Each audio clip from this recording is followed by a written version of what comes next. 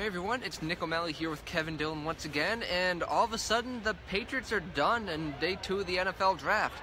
They traded down, then they traded down again, and then they traded up, and all of a sudden the Patriots went from trading down like crazy to, oh, they're back on the clock, and now they made a pick, and at number 56, it's Florida cornerback Duke Dawson.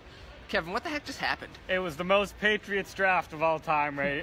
Patriots second round of all time here. They have 2 second-round picks, they have 2 second-round picks. They move back twice, and they get a pick for next year in the second round. They decide they don't want anyone. There's a lot of needs there at quarterback, linebacker, but, they took the player they thought was the best player available, which he was projected as more of like a maybe high 3rd round pick, maybe possible 4th round pick. But I mean, Duke Dawson is a good football player. He's a guy that a lot of the analytics guys like. He's a talented slot quarterback, press man coverage.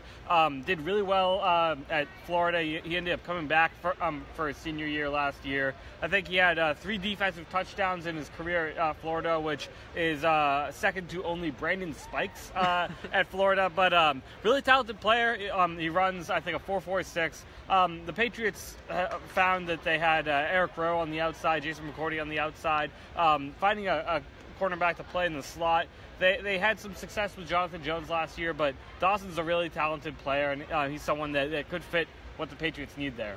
Yeah, a big problem they had on defense last year was those slot receivers going on crossing routes and on corner routes. They could, the Patriots kind of like Eric Rowe and Stephon Gilmore on the outside and those bigger guys.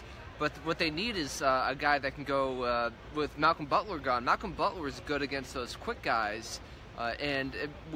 From what we're seeing so far from Duke Dawson, I mean, the guy just came off the board just minutes ago. It seems like he's a good fit. But most importantly, the Patriots finally got a guy to help their defense. So fans were looking for a pass rusher, looking for a linebacker. They got a cornerback. Do you think this is a good value for them so far? I mean, I don't know about the value there. I mean, theoretically, I'm not sure they needed to trade up. They must have found someone, thought someone else was going to jump ahead of them to take Duke Dawson. But, I mean, overall, a lot of people projected cornerback to the Patriots. A lot of people thought Isaiah Oliver was someone that could go. He went to the Falcons a little bit later. But Dawson, good player. I've got a comparison here to Kendall Fuller, who's obviously shown that he can play in the NFL. Had a 37.1 passer rating against him last year, which is a tremendous accomplishment, especially in the slot. Had a great game against Christian Kirk when he matched up against him. So you got to like what you've seen out of Dawson last year with Florida.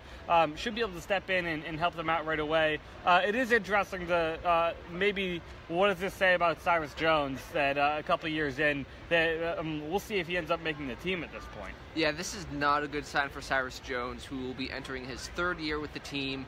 Struggled in year 1, missed all of year 2 with injury, and now there's a guy that, Jonathan Jones is ahead of Cyrus Jones, perceivably on the depth chart, and if the Patriots are devoting their 1 second-round pick this year to a cornerback, that's not a good sign for him.